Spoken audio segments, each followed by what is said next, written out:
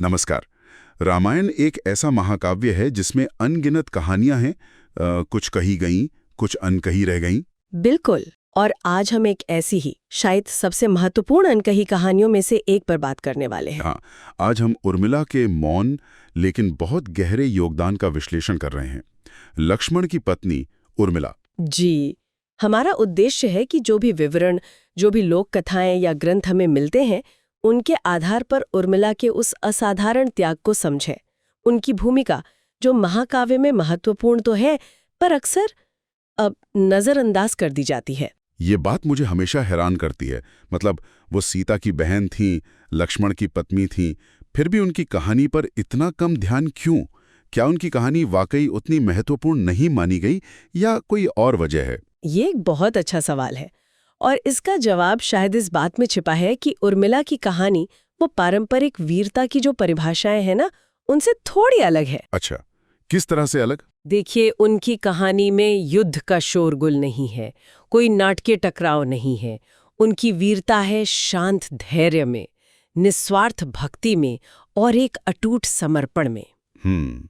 शांत धैर्य, निस्वार्थ भक्ति। हाँ, और ये गुण अक्सर जो महाकाव्यों की मुख्य कथाएं होती हैं, उनमें थोड़े पीछे रह जाते हैं, पर यही गुण कहानी की नींव को, उसके आधार को मजबूती देते हैं। सही कहा। चलिए उस क्षण पर चलते हैं जो शायद उर्मिला के जीवन का सबसे निर्णायक मोड़ था, जब राम, सीता और लक्ष्मण वनवास के लिए निकल रहे थे। जी, वो बहुत ही मार्मिक क्षण रहा होगा। अलग अलग वृत्तांतों में ये दिखाया गया है कि उर्मिला को अयोध्या में ही रुकना पड़ा। हाँ, और इस वियोग की पीड़ा, मतलब ये जानते हुए कि पति 14 वर्षों के लिए जा रहे हैं, वो भी इतने कठिन वनवास पर, इसकी कल्पना करना भी मुश्किल है। बिल्कुल, और यहीं से, इसी क्षण से उर्मिला के उस अद्वितीय त्याग की कहानी शुरू होती है, जिसकी परतें धीरे धीरे खुलती हैं। और इसमें लक्ष्मण की वो प्रसिद्ध प्रतिज्ञा भी शामिल है ना? कि वो राम और सीता की रक्षा के लिए 14 साल तक सोएंगे नहीं। हाँ, लक्ष्मण की प्रतिज्ञा। कई ग्रंथ और लोक कथाएं बताते हैं कि ये प्रतिज्ञा मानवीय क्षमताओं से परे थी। 14 साल बिना सोए रहना। हाँ, ये तो मतलब शारीरिक रूप से लगभग असंभव लगता है। यहीं पर कहानी एक दिलचस्प मोड़ लेती है, वो निद्रा देवी वाला प्रसंग। जी बिल्कुल। लक्ष्मण का निद्रा देवी यानी नींद की देवी से संवाद। वो उनसे वरदान मांगते हैं कि उन्हें 14 वर्षों तक नींद से मुक्ति मिले। ये दिखाता है कि लक्ष्मण अपने कर्तव्य के प्रति कितने समर्पित थे। राम और सीता की सेवा उनके लिए सर्वोपरि थी। हाँ, पर प्रकृति का अपना संतुलन होता है। कथाओं के अनुसार निद्रा देवी ने यही समझाया।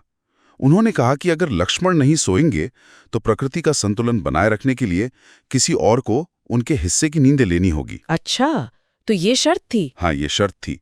और तब लक्ष्मण ने उर्मिला का नाम सुझाया। उन्होंने उर्मिला का नाम सुझाया। हाँ, और ये बहुत महत्वपूर्ण है कि ज्यादातर स्रोतों में इसे केवल एक सुझाव के तौर पर नहीं देखा जाता।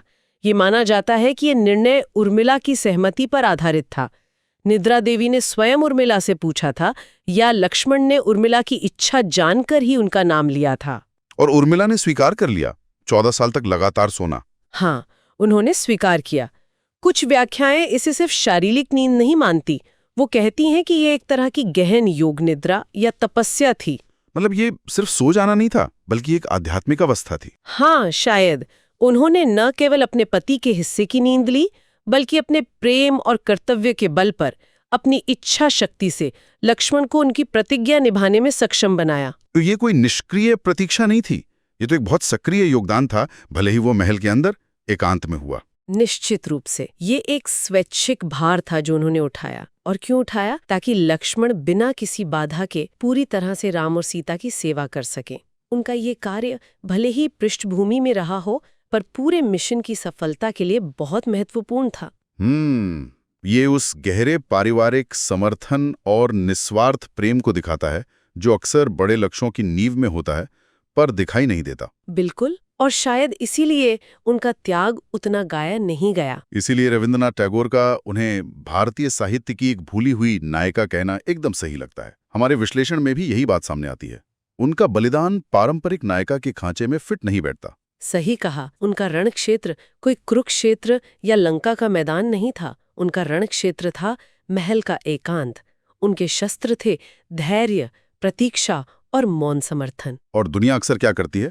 वो प्रत्यक्ष मुखर वीरता का जश्न मनाती है, जो सामने दिखता है, जो नाटकीय होता है। हाँ, और इस चक्कर में शांत आंतरिक शक्ति और जो सहायक भूमिकाएं होती हैं उनके महत्व को कई बार अनदेखा कर दिया जाता है।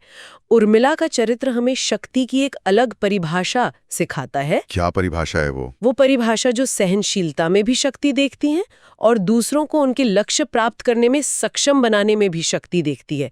ये सिर्फ सहना नहीं था, ये सक्षम बनाना था, इनेबल करना था। उनका चरित्र सिर्फ इस सहनशीलता या त्याग तक ही सीमित नहीं था, है ना? हाँ। कुछ वैकल्पिक कथाओं में या लोक परंपराओं में उनके नैतिक साहस का भी जिक्र मिलता है। हाँ बिल्कुल, जैसे कि कुछ जगहों पर ये उल्लेख आता है कि बाद में जब राम ने सीता को निर्वासन दिया तो उर्मिला ने इसका मौन रूप से या शायद कुछ कथाओं में मुखर रूप से भी विरोध किया था। अच्छा, ये तो एक और परत जोड़ता है उनके चरित्र में। हाँ, ये उनके स्वतंत्र विचारों और न्याय की भावना को दर्शाता है। वो सिर्फ एक पतिव्रता पत्नी नहीं थी, बल्कि एक जटिल बहुआयामी पात्र थी जिनका अपना नैतिक विवेक था। तो उनका योगदान सिर्फ व्यक्तिगत त्याग नहीं था, ये उस पूरे ताने बाने का, उस पूरे इकोसिस्टम का हिस्सा था जिसने रामायण की घटनाओं को संभव बनाया। बिल्कुल सही।